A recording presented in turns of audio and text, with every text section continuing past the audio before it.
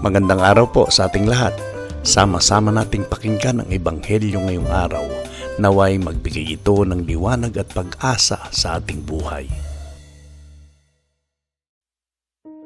Ang mabuting balita ng Panginoon ayon kay San Mateo. Noong panahong iyon, inilahad ni Jesus ang talinghagang ito sa mga tao. Ang paghahari ng Diyos ay katulad nito. May isang taong naghasik ng mabuting binhi sa kanyang bukid.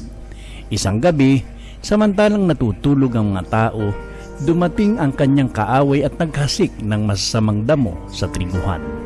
Nang tumubo ang trigo at nagkauhay, lumitaw rin ang masasamang damo. Kaya't lumapit ang mga alipin sa puno ng sambahayan at sinabi rito, "Hindi po ba mabuting binhi ang inihasik ninyo sa inyong bukid? Bakit po may damo ngayon?" Sumagot siya, "Isang kaaway ang may kagagawa nito." Tinanong siya ng mga utusan, "Bubunutin po ba namin ang mga iyon?" "Huwag," sagot niya, "baka mabunot pati trigo.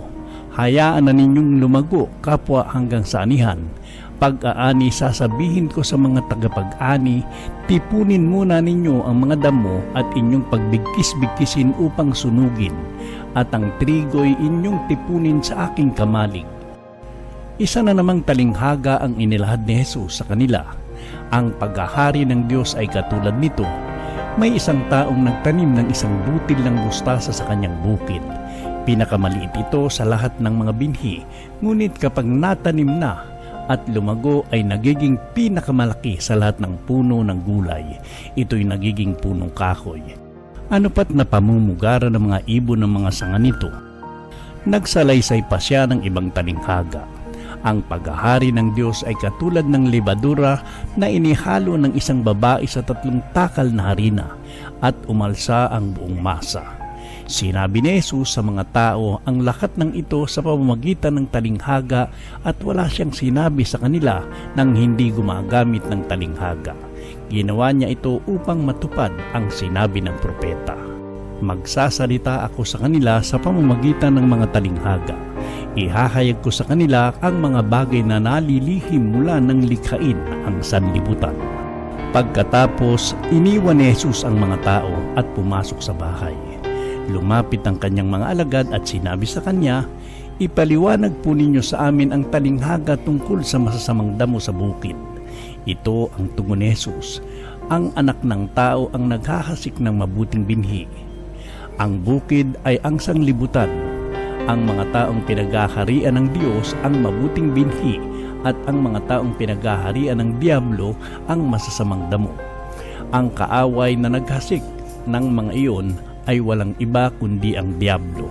Ang pag-aani ay ang katapusan ng daigdig at ang mga anghel ang mga tagapag-ani.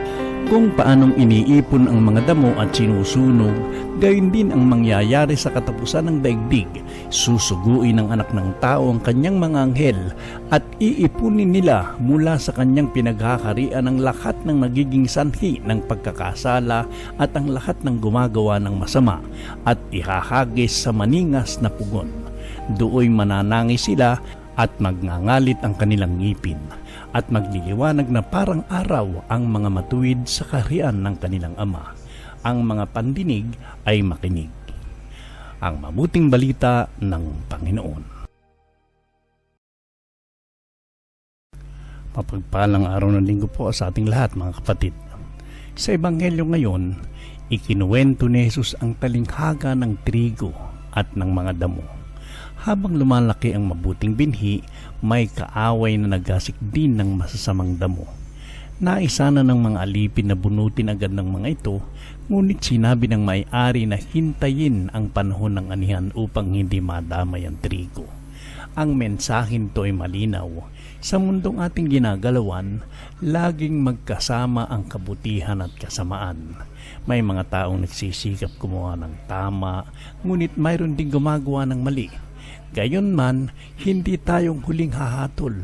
Ang Diyos ang nakakakita ng buong katotohanan at Siya ang makatarungang huhusga sa tamang panahon. Itinuturo rin ni Jesus ang talinghaga ng buto ng mustasa at ng pampalsa. Bagamat maliit ang simula ng kaharian ng Diyos, ito ay patuloy na lumalago at nagdudulot ng malaking pagbabago sa buhay ng mga taong tumatanggap dito. Inaanyayahan tayo ng Ebanghelyo na maging mabuting binhi. Huwag tayong panghinaan ng loob kapag tila mas nangingibabaw ang kasamaan. Sa halip, magpatuloy tayong mamuhay ng may pananampalataya, pagmamahal at katapatan sa Diyos.